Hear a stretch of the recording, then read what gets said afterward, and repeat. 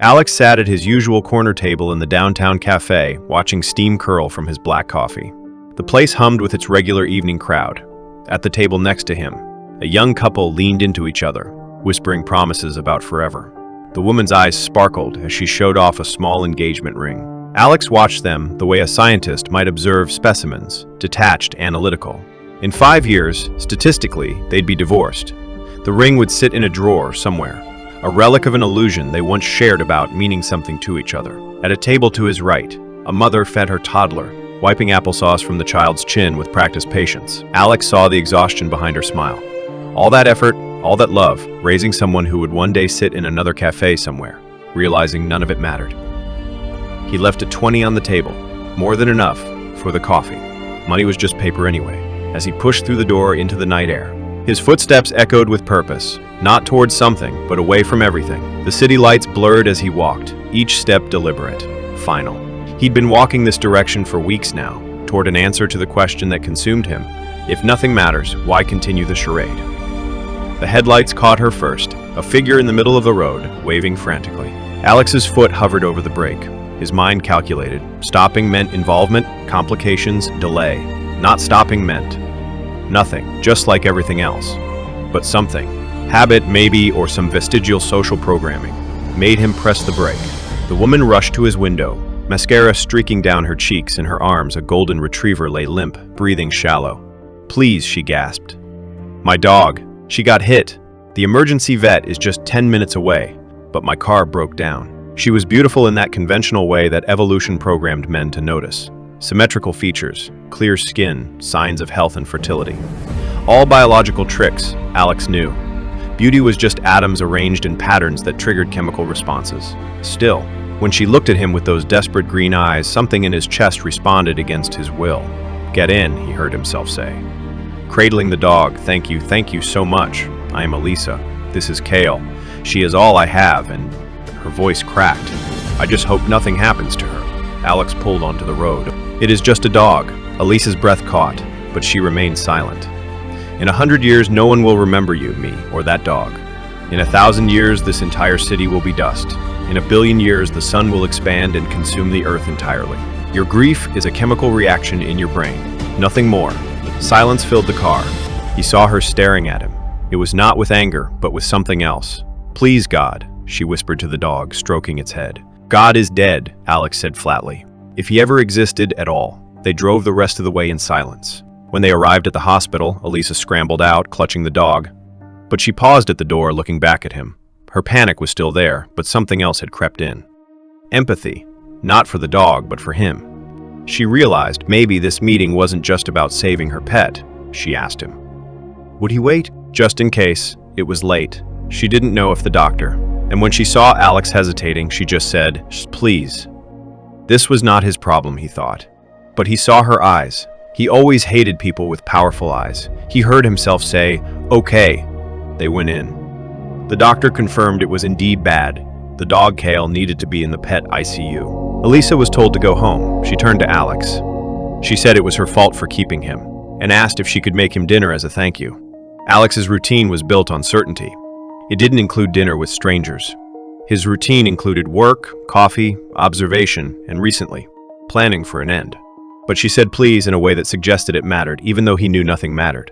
His mind screamed, no, but the word that came out was different. All right. Her house was tiny, barely 800 square feet, but the garden sprawled enormous around it. Flowers everywhere, climbing the fence, spilling from planters, pressed and framed on every wall inside. The living room smelled like earth and growing things. A photograph on the mantel showed Elisa with a man. Must be a wedding photo. She must think flowers are beautiful. Alex thought, forgetting they're already dying from the moment they bloom. You are thinking how absurd it is. Elisa said from the kitchen doorway, to surround myself with dying things. Alex looked up, startled.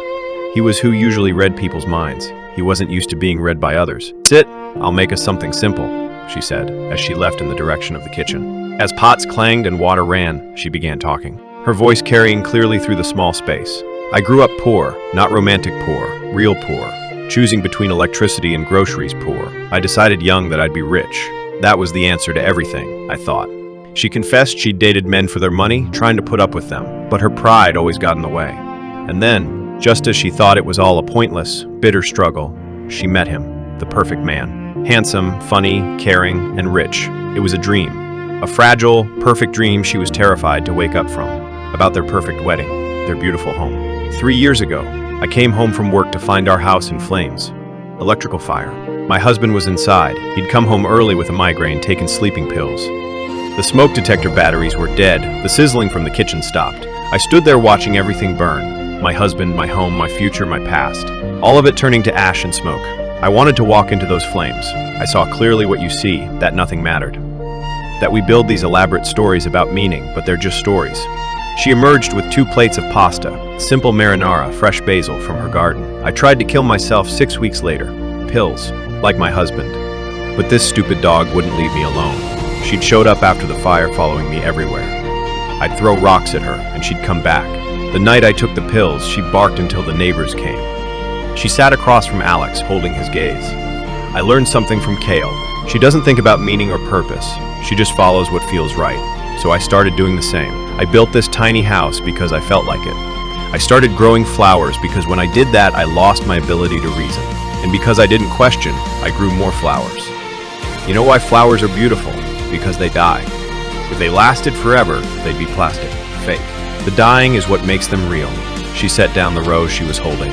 Everything ends: joy, pain, love, emptiness, even the feeling that nothing matters. Alex looked at the woman across from him, this stranger who'd lost everything, and somehow found a way to continue. After a brief pause, Alex asked hesitatingly, "Aren't you afraid?" he asked quietly. "About Kale?" Elise's smile was sad and radiant at once. "Of course I am. But you know what haunts me more is not that my husband is not there with me anymore. Instead, I miss my childhood. Those days when I was too stupid to see what I had. I thought we had nothing because we were poor. I spent all those years bitter about hand-me-down clothes and generic cereal, never seeing that my mother sang while she cooked, that my father told the best stories, that our tiny house was full of laughter. I was so busy wanting to escape that life, I never lived it. Now I'd give anything for one more dinner at that wobbly kitchen table." She paused, her eyes distant but clear. "So whether Kale makes it or not, tomorrow I'll wake up and make breakfast and water my flowers, because that is what there is to do. Not because it matters in some cosmic sense, but because it is Tuesday, and I am alive, and the flowers need water. You think seeing the emptiness makes you strong, but maybe strength is seeing the emptiness and choosing to fill it anyway, even knowing it won't last."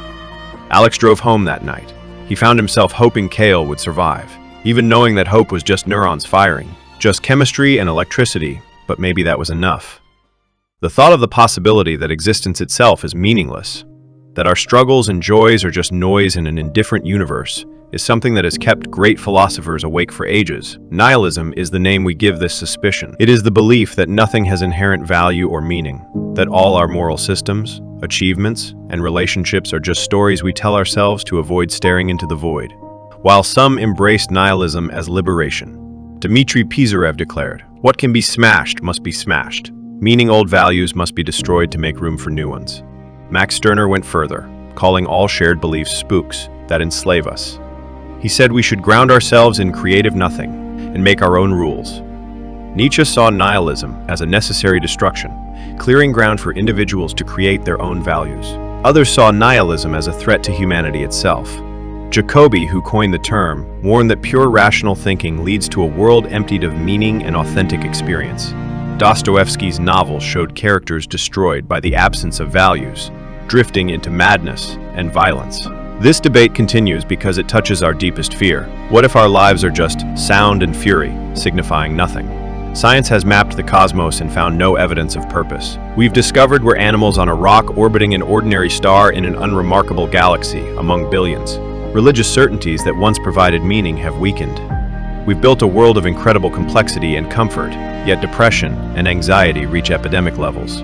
While Western philosophy often treats the nothing as a crisis, Eastern traditions have long seen it differently. In Buddhist thought, emptiness, Inyat isn't a void to be feared, but the very nature of reality. Everything exists in relationship. Nothing stands alone. The Taoists speak of Wu Wei, acting from emptiness, where meaning emerges naturally like water finding its path. In Zen, the void isn't our enemy, but the clear space where life unfolds moment by moment, without the burden of eternal significance. These traditions don't see meaninglessness as a problem to solve, but as freedom to embrace. Emptiness isn't nihilistic despair, but the foundation of existence. The open field where life plays out. The void isn't our enemy. It is our canvas. You can't think your way out of nihilism, because nihilism is a thought problem. It is like trying to wake yourself up from a dream by dreaming harder.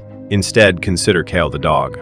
She doesn't wonder about meaning. She follows Elisa because something in her says follow. She barks at danger because something says bark.